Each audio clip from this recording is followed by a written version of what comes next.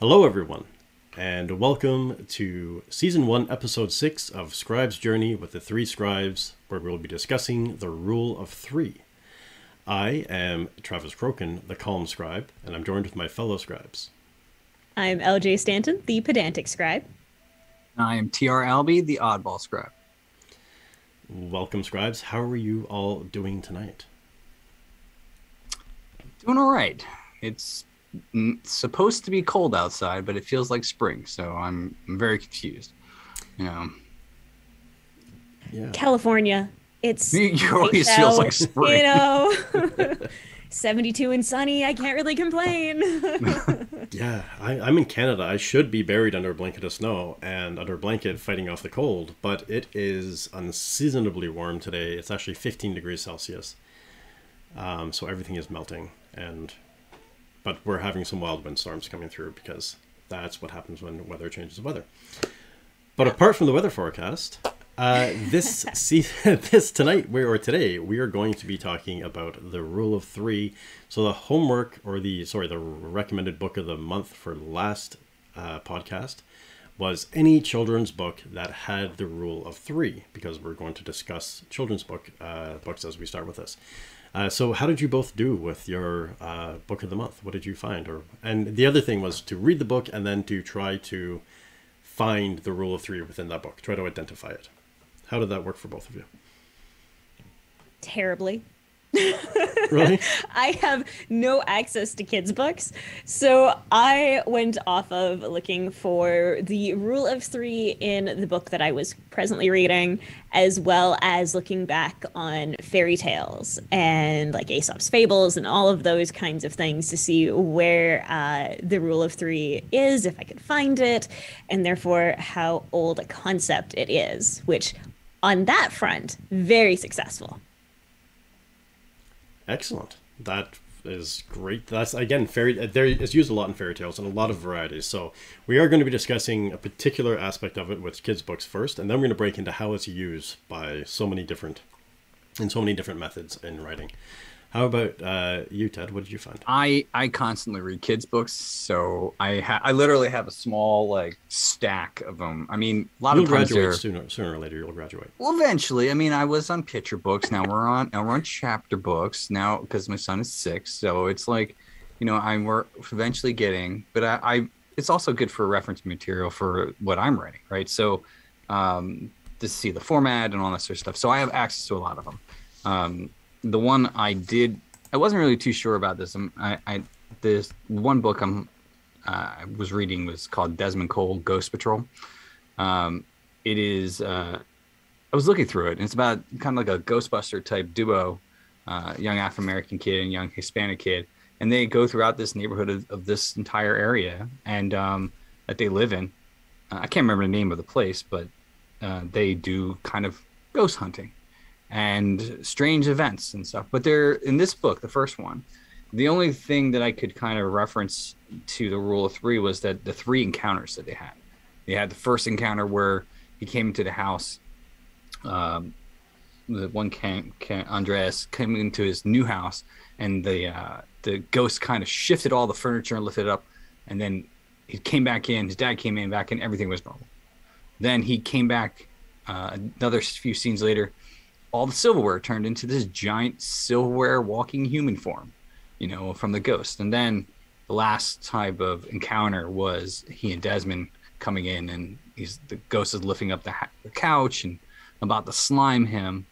But I mean, it doesn't follow like the I'd have to try 3 things type rule for fairy tales type stuff, but it did have like almost an encounter 3 times they encountered this thing before it became his friend, and now it lives in his house and fixes all his broken things, which is kind of interesting too. I need one of those. Yeah, I'd love a handyman ghost. And a silverware monster. Who wouldn't want a silverware monster? Yeah, well, it might be a little prickly. You don't want to go, especially if they're made out of knives. I mean, it's. Don't hug it. Yeah. Problem solved. Well, we could just call it Stabby. It'd be fine. Exactly. That works. Stabby the ghost. See, and that was the same with me. Like, I did I found the Rule of Three. I, again, am on board books and picture books still. Well, I mean, we do read other books as well, but for the understanding level, board books and picture books are best. And I chose, there's a wonderful series called Gertie the Gossy, or Gertie, Gossy, and Gus. They're these little ducklings that run around and do wonderful things. And in the book that I looked at, Gertie lost her red rubber boot. She has a pair of rubber boots that she absolutely loves, and she woke up one day and one of her boots was missing. This story actually did follow the rule of three, where she went and looked under the haystack and it wasn't there. She went and looked in the barn and it wasn't there, but there was a spider. And then she went and looked in the pond and it wasn't in the pond either. And then when she was walking home from the pond, she realized her friend, I believe it was Gus, had taken one of her boots and it was on his foot. Thief. So the thief, What yeah, the that's hell? it. But then, so they just walked around and they each had one foot or one boot on one foot. And they just, I mean, ducks waddle anyway. So would you really notice if they That's were out cute. of step? But yeah, and that kind of comes down, ties into what in kids' books is often, and not always followed, but often followed, is a rule of three. When you have a children's story and a child is trying to solve a problem, you should generally have them attempt to solve that problem 3 times. Or, like in Ted's case, they encounter the problem 3 times before they come to a solution. And when they do come to a solution, the important thing for children's book is that it has to be driven by the child, not by an adult or an older person. Children's book, the children need to find the problem and solve the problem on their own. Though that's not to say they can't have a bit of assistance or advice from an adult, but they can't be the adult solving the issue. I will say that in kids' books, though, like I found like with picture books and board books, it was more obvious, right? And like I had to actually, kind of, look through this and figure out, okay, well, they're not trying things; they're just encountering stuff, right? For the Desmond Cole, it's as it gets older, it's a little less obvious, I think, when it comes to kids' books. YA is probably non-existent, or if it is, it's probably you have to dig in and try to figure it out. But younger books like you're reading now, I think you like for your daughter, right? I think it's definitely a prominent kind of setup that they do for the story. It is, and it fits the definitely fiction's gets- curve very well. And that's, Yeah, but it that gets more also leads subtle. into Yeah. what LJ found is that when we're looking at this, the fact that these things do have, that the rule of three exists still in quote unquote adult literature and normal books as we go along. And it's just, it is, like Ted said, a lot more subtle. Well, So it's like the how did 3-act structure, right? I mean, that's Yeah. that's generally associated to it. It's like, you have the 3 acts and still the rule of 3. But yeah. Sorry. And how did you find it in yours, LJ? So it was really interesting to see that it is something that is a much more subtle kind of plot device. The book that I'm currently reading is War of the Oaks by Emma Bull. And if you haven't read anything by her, you should. She's a wonderful human being to go along with being a wonderful writer. And it was interesting because I wasn't expecting necessarily to find it, because I started this book, wasn't looking for it, didn't do it specifically for the podcast. And I found it very interesting because there are, instead of the 3-act structure necessarily being followed very strongly, and admittedly I haven't finished it, there are 3 very important fairies that show up by the midway point that you don't realize necessarily are fae until other interesting events happen for you to realize who all 3 of them are. And it was just beautifully done and very subtle for the most part. And it is just an interesting way to see that we like that 3 number when it comes to our literature and our character balances and whatnot. And then when I was looking at some of our older stuff, as far as like fairy tales and whatnot, you have, Rumpelstiltskin with being asked 3 times, or giving 3 opportunities to guess his name. You've got Goldilocks and the 3 bears. We see it very often.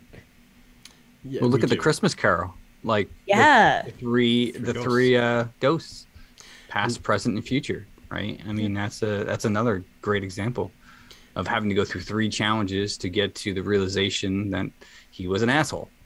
Yeah. But I Well, that's mean, it. yeah, And to put it cleanly, for those of you that may not know, Read directly from Wikipedia, the rule of three is a writing principle that suggests that a trio of events or characters is more humorous, satisfying, or effective than other numbers.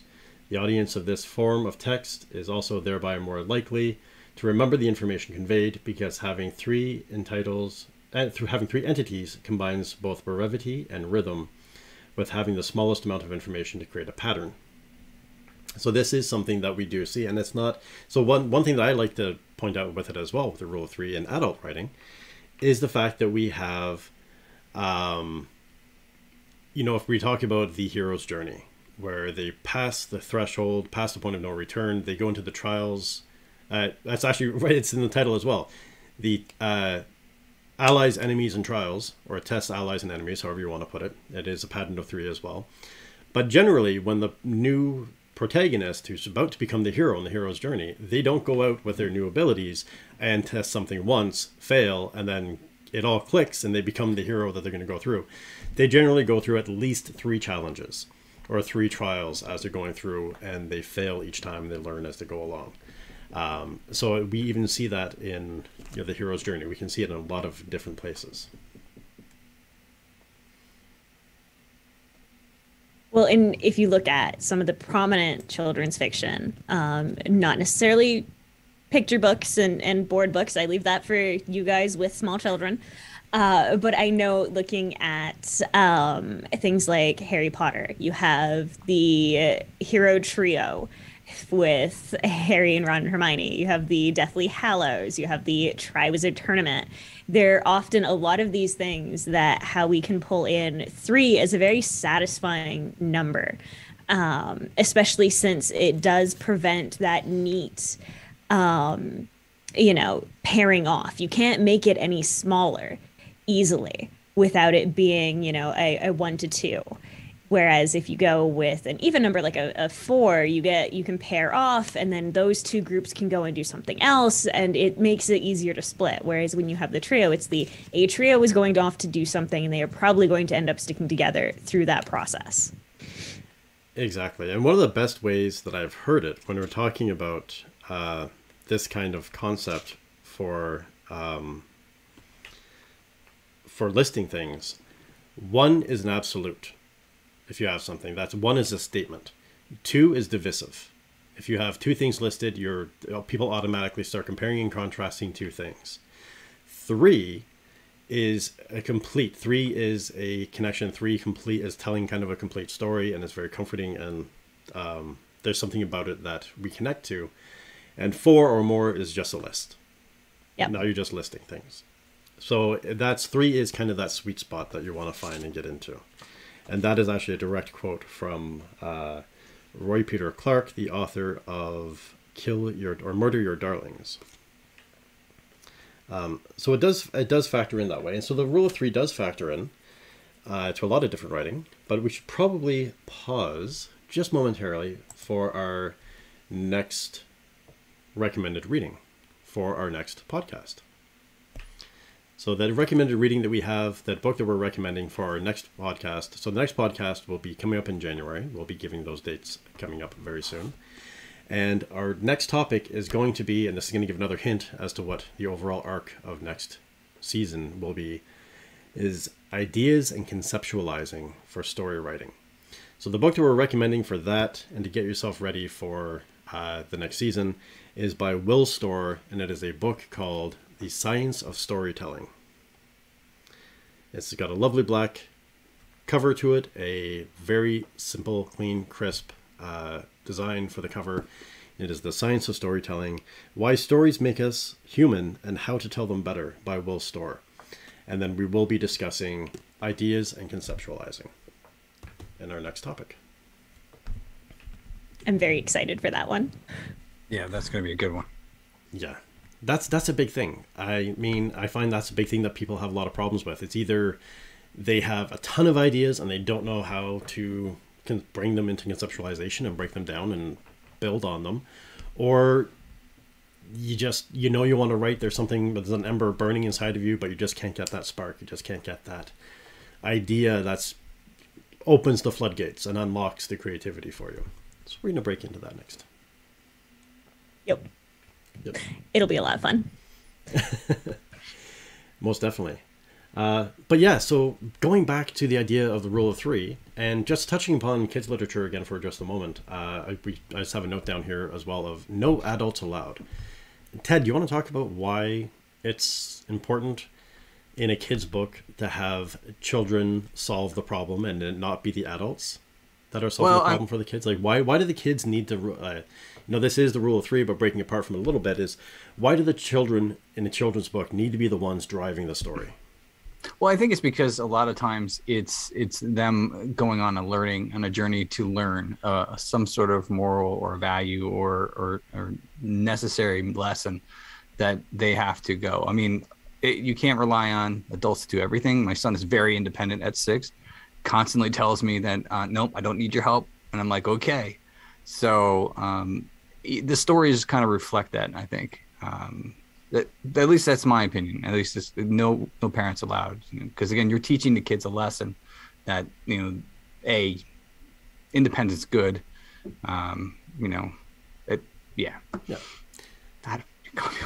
And I think with the rule of three too, that factors in where it is exactly what you were saying, where it's a matter of teaching them the concept of resiliency, and that you're not always going to get things on the first try. And that sometimes you have to try 2, 3, or 4, or 5 times. And that's, again, chat and listeners, to be clear with this, with the rule of three, is it doesn't have to be 3. They can try 4 times, they can try 5 times.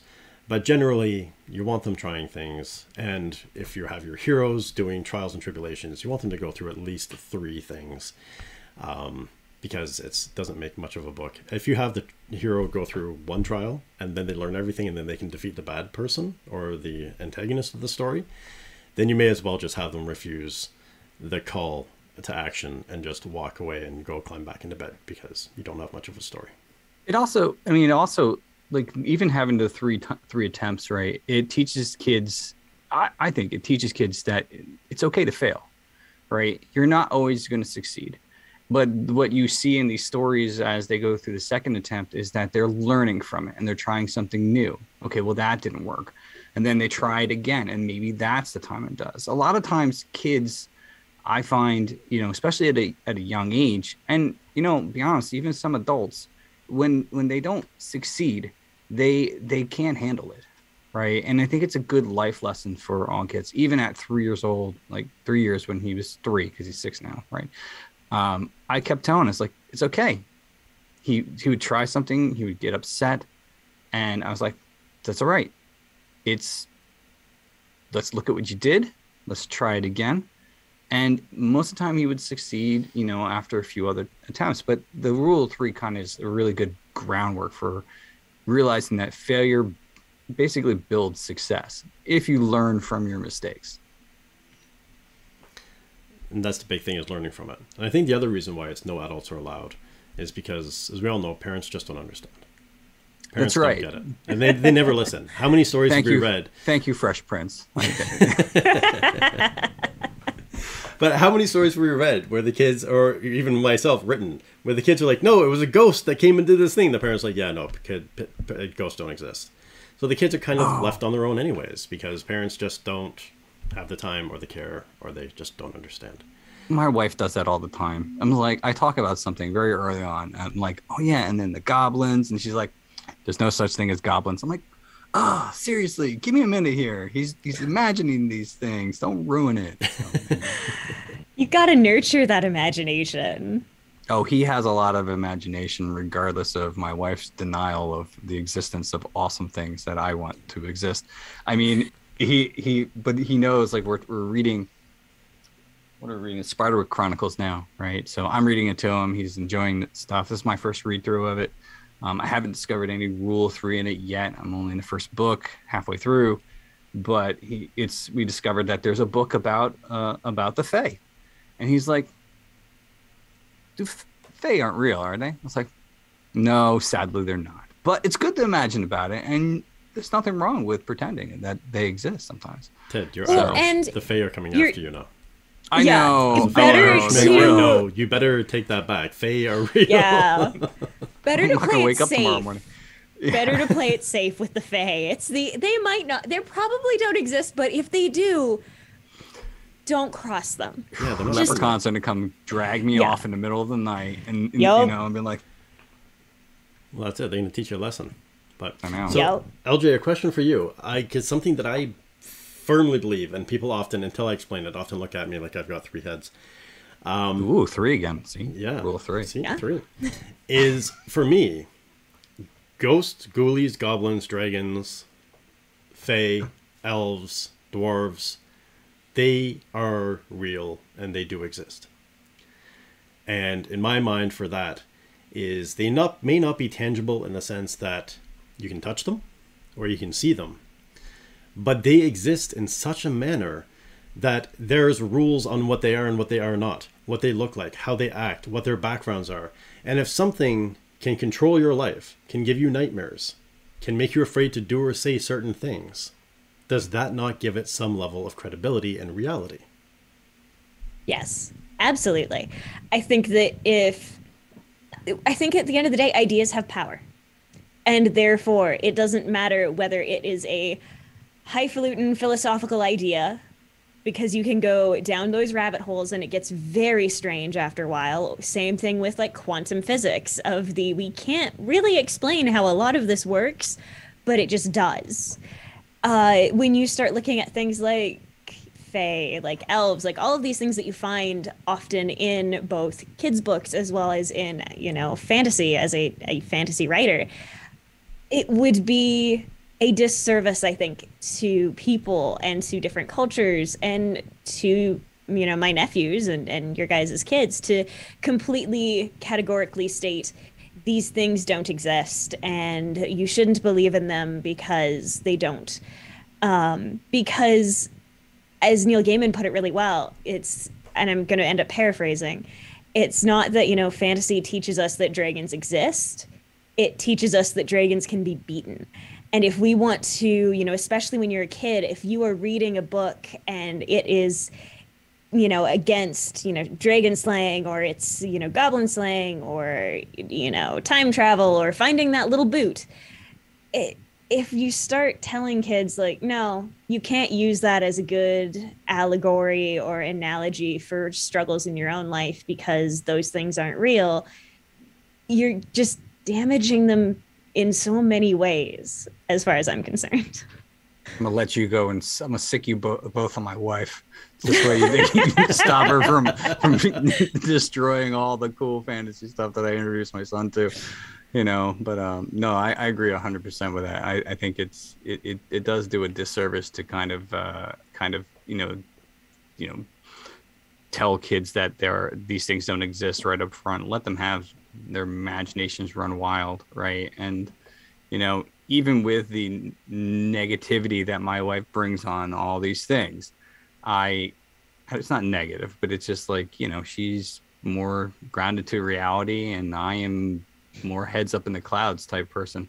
It's nice that my son and I can still run around every time we're slaying dragons in the backyard with a bow and arrow made out of paper, and he doesn't seem to care, right? And he knows he knows that they're possibly not real, but it doesn't let his imagination go, he has a very healthy imagination.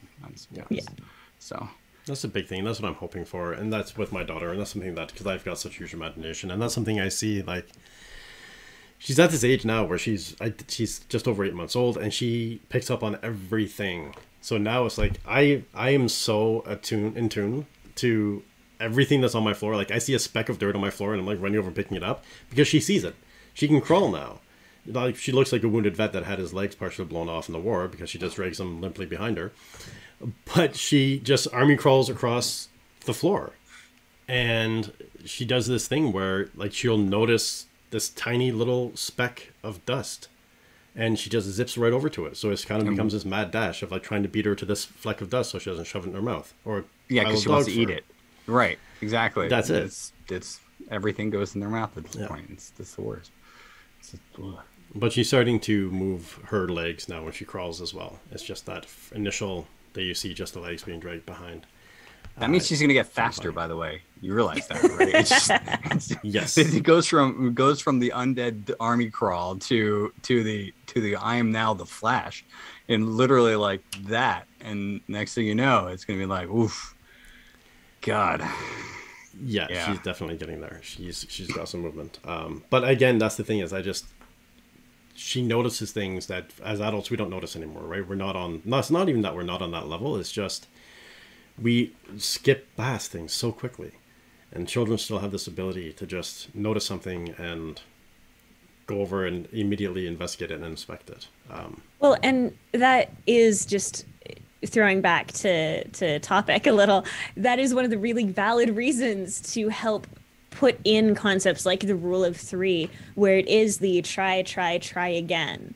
That as we get older, it's so easy to get bogged down in perfectionism and concepts of the I have to do it right first try, or I'm going to get fired, or I'm going to lose friends, or any of these other things that are terrifying the older you get, because we all get, very stuck in our ways. That it is so helpful to teach kids as early as possible the idea of resiliency and overcoming things, even if we don't necessarily approve of what they are attempting to overcome, whether that's trying to outpace dad so that they can eat the hairball, or anything like that. It's still learning that resilience that makes fiction so important, just at the end of the day. And we teach so many very valid lessons through fiction that, I think, again, it's you lose something the more you start kind of, telling kids that these things don't exist or they don't matter, or, when they get into school and whatnot, of you didn't get that test perfect, you're a failure, instead of okay, well, you made some mistakes, but here's how you learn from them. I think that's the big thing, and that's what we see with adult literature or normal literature, is the rule of three, like I was saying, in the hero's journey, where you see them try multiple attempts and they fail, but they learn from their failure and they pick up and they move on and they take that knowledge to move forward until they hit their darkest hour or the dark night of the soul, and then they recant back and forget everything they've lost temporarily, or they've learned temporarily, and then they need a bit of a kick to build themselves back up. And I think that happens again even with children, like Ted was saying, that there's you have these moments where you do need to give them that little, when they do hit that moment of losing faith and being like, well, maybe this stuff isn't real. It's like, yeah, but if it's real to you and you can have fun with it, then, if people are making money writing stories about these things, there's a certain level of reality to them. Yes. With that. But it is, so in normal literature, like we're saying, we see it in a variety of different things. So even in just marketing, that's one thing when I studied marketing and advertising, a big thing from it was having, repeating the tag or the item name 3 times. So if you were, say, looking at a Pepsi commercial, you would have the person talking about the great taste of Pepsi. You'd have the great big Pepsi machine in the background with the logo and the word very prominent. And then you would have someone looking at a friend being like, hey, do you want a Pepsi? So it's said 3 times. It sets it in. It sets that mark for you. But then again, we've got here, I'm just looking at something here, that a lot of things that really stick with you. Like there was an Australian sun protection ad that was slip, slop, slap. Or there's the 3 wise monkeys, or the turn on, tune in, drop out, snap, crackle, and pop. So in marketing and advertising, the rule of 3 is used all the time because it does catch and grab you, which is great. It's that perfect level of repetition without it being obnoxious, because there's some of us who can't stand hearing things over and over and over again. I get in so much trouble here because my husband absolutely loves that one character in Star Wars who does I am one with the Force is with me, whatever it was. And he just he constantly says it. It drives me nuts. I can't stand the character because he just repeats it. But if he'd only repeated it 3 times, I'd be okay with it, because we're more hardwired to accept things that seem to be in 3s, as by virtue too of the fact that there's 3 of us in this podcast. Hey, that's actually something I just realized. We were following the rule of 3 and we didn't even realize it. So Or maybe Travis set it up this way and he already knew. It does get very insidious the older you get. So, well, trying to remember names too. Like I always tend to just say the name of a person I just met 3 times. I attempt to, and then most of the time will remember, who that person is or their name. But then there are times where maybe alcohol is involved and it just doesn't, one way or another, it just doesn't work.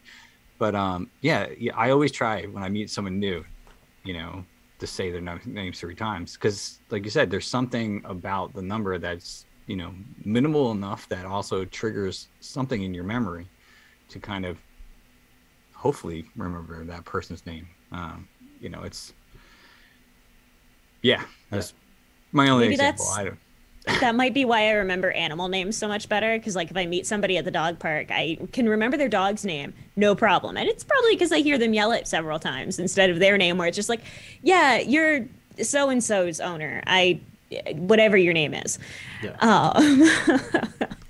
That's exactly the way it goes down to. There's actually, when I worked in finance, I knew a guy, and that was the way he would meet people. Is he would bring his dog to the dog park, and his opening line to get people to do investing with him and stuff like that would be like, you know what? We always know each other's dogs' names, but we never get to know each other's names. I'm so-and-so. And he'd introduce himself, and that would start off the conversation. And he was very successful. I'll just leave it at that. But yeah, so the rule of 3, like that's a good thing too, is that the Christmas story that I'm currently working on has a rule of 3 as well. There's 3 children that are involved in the story. And even my Halloween story, a short story I just did, I had 3 children involved. But again, the kids get pulled off to the North Pole through some form of magic, and they have to try to solve an issue in the North Pole to save Christmas. And they do attempt 3 things to get that solution resolved, to get to that resolution for themselves. So it does, I think it becomes natural. And that's the thing that we see in art all the time. When I studied art, that was a big thing, was you would have to have you're taught almost all of your setups. If you're doing an arrangement, if you're doing anything, it's always done in odd numbers. 3, 5, or 7 generally are the ones that you're working at. So there just seems to be something about odd numbers that are comforting, that do connect with us. Like I like what you said earlier, LJ, about pairs being, or even numbers being able to be split off. And maybe that's what it comes down to, is a sense of lawfulness, or a sense of balance, in the sense that there is someone that's overseeing. Because we have the Holy Trinity, we have all of these things, and if it's even split, then it's easy to say that, well, who's going to be the tiebreaker, who's going to solve this for us? Where if you've got an odd number, there's always someone that can call a shot. Exactly. It is something that is very prominent when you look at religions or into mythologies and whatnot. And it's one of those things that once you start looking for it, you will see it everywhere. So don't go too crazy on that. But it definitely is something that you see a lot of, that there are groups of 3 or groups of odd numbers for sure. And yeah, I think that they're just kind of comforting in some ways, except for the fact that I hate working with them in math, unless it's like multiplying 5 or 9. Those are fine, but pretty much every other odd number is just like, damn it, I'm not good enough to do this. We could probably even do a whole stream, a talk about the numbers and the meaning behind each one of them, right? Because there are so many. It's man. 3 is very prominent, like you said. Yeah, it is. And even with, talking about Star Wars, it's the trilogies. A lot of these movies, a lot of the books, a lot of things come out, they get broken out into trilogies, which leads us all to be battling the saggy middle second novel book, where it's kind of trying to tie everything together nicely and not have the second book upend the apple cart for us. But again, like Ted said at the beginning, the 3-act structure as well. It says these things just have a natural flow to us as we go along. Does anyone have a particular favorite 3? Be it a trilogy, be it a movies, books, something, anything. If there's something that stands out to you that you're like, that's my go-to 3. Well, my go-to comfort trilogy is now the Devabad Trilogy, which if you guys have not read it, you need to, because it's written by S.A. Chakraborty. The Devabad Trilogy is just an excellently done, kind of a modern yet ancient fairy tale style story. It is about a woman who accidentally summons a djinn, and then she gets whisked away on this amazing semi-genocidal adventure. And it is, adult fantasy. It deals with lots of difficult questions, but it definitely falls into the rule of three. It is a trilogy. There are three main perspective characters, and there are definitely sets of trials and tribulations that they go through that fit into that three acts. And then if we're going for, older trilogies that, got me started on writing, we can't forget Lord of the Rings. Yeah, most definitely. I like the Night Angel trilogy by Brent Weeks. I mean, it's very dark, but I mean, when it comes to movies, I'm always big fan, obviously, of the. Well, I guess Star Wars isn't a trilogy anymore. It's more of a whatever the 9 thing, but the original is always good, right? I always love that, regardless of how many times Lucas has wanted to update it with graphics and special effects and all that sort of stuff, because there's been a lot of versions of these movies. But no, the Night Angel trilogy is great. Brent Weeks is one of my favorite authors. I love a lot of his books. But yeah, that's a great one. So ninja related, very different Eastern cultures centric. Yeah, it's pretty great. That's great. Yeah, for me, I have to say, there is one series that I absolutely love that I still go back and read. My wife, because we have so many books, she's like, "Why don't you just get rid of these?" And I always fight and push back on it. And it was kind of one of my, I'd say, real introduction into fantasy, with the Dragonlance novels. And the 3 books by Margaret Weiss and Tracy Hickman that I absolutely loved were The Time of the Twins, The Test of the Twins, and The War of the Twins with Carmen and Rasslin. And there we go, and The Legend of Huma. And I just found the Dragonlance novels were just so beautifully written for the age category that they were written for, and they were fun to read. They were like just page turning, and I keep them. Not only because I'd like my daughter to read them at some point, but I still actually will go back and crack open that box and reread the Twins trilogy, and then all the short stories that broke off from those, and then, the other ones that came from it. They were just so well written. So now that you brought them up, I don't remember reading the series that had them, or the Dragonlance books that had them in it, but I think it was the Gnomes, because my brother told me about this way back. Like, he was a teenager, so I was not quite a teenager at the time, and we were talking about those books, and he mentioned I think it's Gnomes or something like that they could only count to 3. So the King of the Gnomes was the one who could count to 4. Yeah. Which I think is an excellent use of the number 3 in a novel for just fantastically memorable things that make very little sense but are fantastic either way. Yeah, you're gonna have to send me that, because I don't even know what that is, but that sounds amazing, because that is a really great thing. All gnomes can only count to 3, but the king 4. Listen, I'm trying to remember if I read most of the Dragonlance novels. I'm trying to remember. I remember that. I don't remember if it was the Gnomes or the Kender, sorry. There was a bunch of them that were in there, but there was the one, because I know the Gnomes. One thing I loved about the Gnomes too is that in that series is that there are these very fastidious and group of creatures that are constantly very bureaucratic. So if you come to them with a problem, they would have to create a work group that would then spend the next 3 months working on work grouping whether or not they should take on the project, and then spend another 6 months creating another work group to develop a work group to look into how to solve the problem. So Ents. Yeah. It was just this constant thing of and then they had this, my favorite thing that he reminded me is they had this giant tower with no elevators. And because they were inventors, the gnomes were inventors, and they would use slingshots. So you'd go on the ground floor, and they would slingshot you up 30 stories to get onto the level that you needed to be at. But because there were so many accidents, once you got past a certain height, then these arms would come out with nets, and they would catch you.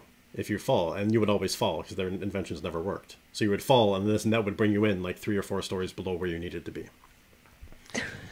That is amazing. Like I said, the writing was just ingenious. It was brilliant. It was a lot of fun. Hasselhoff was a kender, and he was just always like stealing stuff and like little pickpocket thief, and very memorable characters and wonderful stuff. He also drove a really cool car. Hasselhoff? No one gets that joke. Come on. Knight Rider, David Hasselhoff. Sorry. Oh, Hasselhoff. Okay. There you go. Sorry. All right. Anyway. There we go. So the rule of 3 does come up in a lot of different ways, and I think that's also not just in literature. We see it in television shows. We see it in movies. We see it all over the place, and like we said, in marketing and advertising. And a good way of using the rule of 3 as well, and another thing I got from Rory Peter Clark, is the concept of breaking the rule of 3, setting an expectation and then breaking it. So if you've got, for example, from the U.S. Declaration of Independence, life, liberty, and the pursuit of happiness. So you're setting up the alliteration, the LL, and then the really long thing. Or, and again, they're a little bit harder to go for, but some of these. But even like snap, crackle, and pop from the Rice Krispies. The snap and crackle are 2 very sharp sounding breaking sounds, and then pop is a different sound. So it kind of, you set up this pattern of expectation and then you break it. And that can allow the rule of 3 to stick out even more in the mind of someone when they're looking at it. Absolutely. Yeah, I have enjoyed breaking the rule of 3 because I originally was trying to write a trilogy, and then characters got in the road and informed me of other lengths of series. Now it's going to probably end up hitting that lovely odd number of either 5 or 7, because as I'm not sure I can just end on a 4. That doesn't seem quite right, and neither does 6. So I feel like in some ways I want to commit to figuring out how to do either one of those 2 options. That's where you do a prologue or a encyclopedia or something to go if you need to offset it. Because that's the thing, is that odd numbers are odd, even numbers are uncomfortable. Yes. We got to tell that to Christopher Paolini then, because he needs to really continue that Aragon thing after the 4th book. He needs one more then. One more. That's what I think it is. So if you look at even Wheel of Time is 17 books. Now the story is 14 books, but then there's an encyclopedia, there's a prequel, and then there's another offshot book for it as well. But in all, it was 17 that came through. Damn. So that's a handful of books. Yeah, I think overall it was over 4 million words for that story. I'm not sure if that becomes like goals or a don't do it. One of the 2. I think you have to be very. You need to know what you're doing. You need to be like, to be able to keep a reader engaged for over 4 million words. I think that rises above the level of being a wordsmith. That's pretty impressive. So there we have it. That is, I think we've delved down into the rule of 3 pretty deeply into this. LJ, do you want to give our homework for the month? Our homework for the month, the last piece of homework for this season, is just for the writers, and I encourage readers to go and just try it anyways, because you can get more out of what you read if you do write. And that is to write a short story or flash fiction using the rule of 3, and using it in whatever way you want to, whether that is a 3-act story, the 3 attempts, or whatever you want to do with it. Just use that rule of 3 at some point in a short or flash fiction. That is excellent homework. Any final words before we wrap up, LJ or Ted? I don't think so. No? Though I feel like we need 3 words. Ooh, that's a good point. Now I got to think of what my word would be. Good thing I'm editing all this, so we're good. No, I guess the last thing I would say is just like you said, just look for it, but don't because it's everywhere, and I think don't go too overboard because you might get lost in looking for it because there's a lot out there that applies to the rule of three. So Yeah. There definitely is. Well, thank you very much, everyone, for joining us, and thank you again to my co-hosts, for the three scribes for this. This is the final episode of this season 1 of the Scribe's Journey, so thank you all very much for coming along this first section of the journey with us. We very much look forward to continuing our journey with you in season 2, which will be starting up in January. So until then, I would like to say thank you to my co-host for being here and for being a part of this, for all of the viewers that are watching this being recorded live, and to everyone who is listening to this as a podcast a little later on. And with that, you've learned about the rule of three. Now go sharpen your quill and get back to writing.